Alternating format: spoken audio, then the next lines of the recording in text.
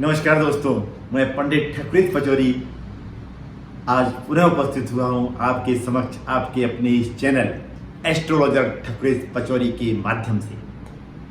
मित्रों, मेरा हमेशा से ये प्रयास रहा है कि आप सभी को सनातन धर्म के पर्वों के बारे में जानकारी देता रहूँ। आज उसी सिलसिले में मैं उपस्थित हुआ हूँ एक बहुत ही महान पावन पर्व के बारे में जानकारी देने के लिए। मित्रों, आज हम बात करेंगे श्रावण मास में शुक्ल पक्ष की पंचमी को जो पर्व आता है, यानी नाग पंचमी का पर्व। इस पर्व के बारे में हम बात करने वाले हैं कि इस पर्व का इतना ज़्यादा महत्व क्यों है, नागों की पूजा का क्या महत्व है और संपूर्ण पूजा विधि इस पर्व के दिन कैसी होनी चाहिए, किस तरीके से हमको इस दिन नाग देवताओं की पूजा करनी है, इन समस्त विषयों पर हम चर्चा करने वाले हैं। तो आप सभी से अनुरोध है कि अंत तक मेरे साथ अवश्य जुड़े रहें, संपूर्ण जानकारी को प्राप्त कर उसका लाभ लेने के लिए।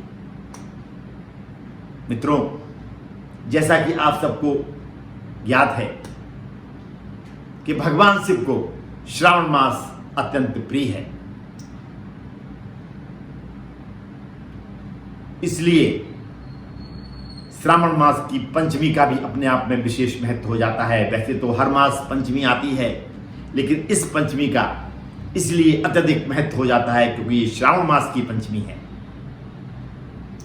और नागों की पूजा का इस दिन क्यों महत्व हो जाता है? क्योंकि नाग देवता भगवान शिव के गले के आभूषण होने के साथ साथ भगवान विष्णु के सैया को भी सुशोभित करते हैं। इसलिए नाग पंचमी और नागों की पूजा का महत्व अपने आप में अत्यधिक हो जाता है। और इस वर्ष जो नाग पंचमी का महान पावन पर्व मनाया जाएगा मित्रों, वो 21 अगस्त 2023 दिन सोमवार को मनाया जाएगा। और इस दिन सोमवार होने का भी अपने आप में अत्यधिक महत्व हो जाता है, क्योंकि श्रावण मास का सोमवार अपने आप में एक बहुत ही महत्वपूर्ण दिन माना जाता है। इस दिन हमको पूजा किस तरीके से करनी है, इस पर अब हम चर्चा करने वाले हैं। सुबह उठिए मित्रों, स्नान ध्यान करिए, स्वच्छ वस्त्र धारण करिए, एक लकड़ी का पटरा लीजिए, उस पर स्वच्छ सफेद वस्त्र बिछा लीजिए। आप मेटल के नाग भी ला सकते हैं मित्रों, मिट्टी के नाग भी अपने हाथों से बना सकते हैं, और नाग देवता की आप प्रतिमा या फोटो भी बना के उस चौकी पर मित्रों स्थापित कर सकते हैं। सुबह के समय उस पटरे पर नाग देवता की स्थापना करिए मित्रों, भगवान शिव का अभिषेक करिए और नाग देवताओं को दूध पिलाइए, खीर का भोग लगाइए और नाग पंचमी की कथा का विधिवत श्रवण करिए या उसको पढ़िए। पूजा करने के पश्चात मित्रों प्रसाद वितरण करिए, प्रसाद खाइए। आप चाहें तो इस दिन व्रत भी रह सकते हैं, एक टाइम भोजन खाइए, एक टाइम वो भी बगैर नमक का भोजन आपको खाना है। इस दिन नाग देवताओं की पूजा इसलिए भी की जाती है क्योंकि श्रावण मास में अत्यधिक बरसात होने के कारण नाग देवता भूगर्भ से निकलकर भूतल पर आकर हमारा अहित न करें। इसलिए भी इस दिन नाग देवताओं की पूजा का अपने आप में विशेष महत्व हो जाता है। हमारे सनातन धर्म में मित्रों जो पर्व हैं उनका सामाजिक और आध्यात्मिक महत्व होने के साथ साथ ज्योतिषी महत्व भी हर पर्व का होता है, क्योंकि मित्रों जन्म कुंडली में योगों के साथ साथ कुछ दोष भी पाए जाते हैं।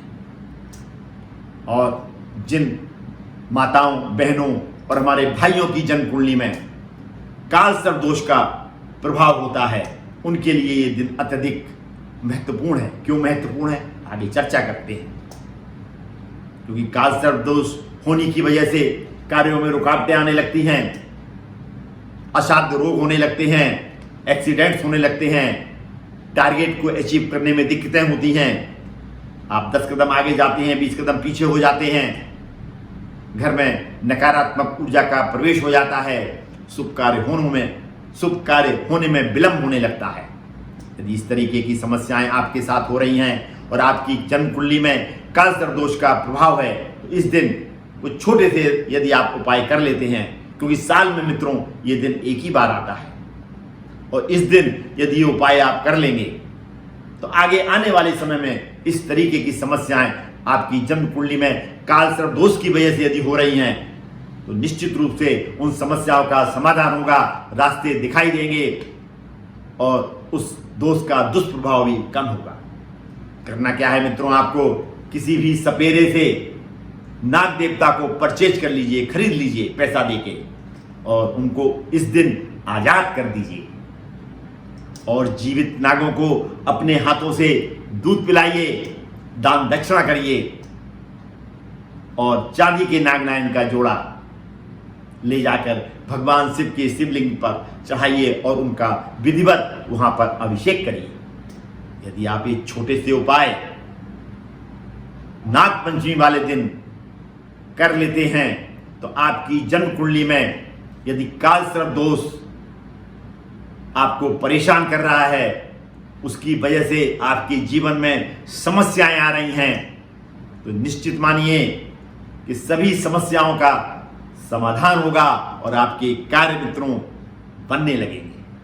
कैसा लगा मित्रों ये एपिसोड आपको, ये जानकारी यदि अच्छी लगी हो तो कमेंट बॉक्स में अपना कमेंट लिखना ना भूलें और सोशल मीडिया पर इसको ज़्यादा से ज़्यादा शेयर करें, ताकि आपके अन्य मित्र और रिश्तेदार भी इस जानकारी का पूर्ण रूप से फायदा उठा सकें। यदि आपने अभी तक अपने इस चैनल को सब्सक्राइब नहीं किया है तो मेरा आप सभी से अनुरोध है कि इस चैनल को तुरंत सब्सक्राइब करें, बेल आइकॉन को भी प्रेस करें, ताकि इस तरीके की महत्वपूर्ण जानकारियां आप तक पहुंच सकें और आप उनका लाभ ले सकें।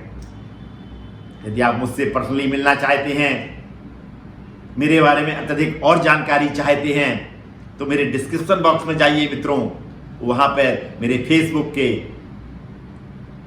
यूट्यूब के, इंस्टाग्राम के, गूगल के लिंक्स दिए हुए हैं। उस लिंक्स में जाके मेरे बारे में और अत्यधिक जानकारी आप प्राप्त कर सकते हैं। और यदि आप मुझसे मिलना चाहते हैं मित्रों, इसकी भी पूरी जानकारी, कॉन्टैक्ट नंबर मेरे डिस्क्रिप्शन बॉक्स में दिए गए हैं। आज मैं अपनी वाणी को इस भावना के साथ में विराम देता हूं कि आपके और आपके परिवार के ऊपर भोले बाबा की कृपा बनी रहे, और यदि आपके कार्यों में रुकावटें आ रही हैं, आपके परिवार में समस्याएं आ रही हैं, तो निकट भविष्य में उन समस्याओं का समाधान हो। पुनः मुलाकात होगी मित्रों किसी ऐसी ही विशेष जानकारी के साथ में। तब तक अपना ये चैनल देखते रहिए और इस तरीके की जानकारियां प्राप्त कर उनका लाभ लेते रहिए। धन्यवाद मित्रों, अंत तक मुझसे जुड़े रहने के लिए और मेरा ये वीडियो पूर्ण रूप से देखने के लिए आप सभी को बहुत बहुत धन्यवाद।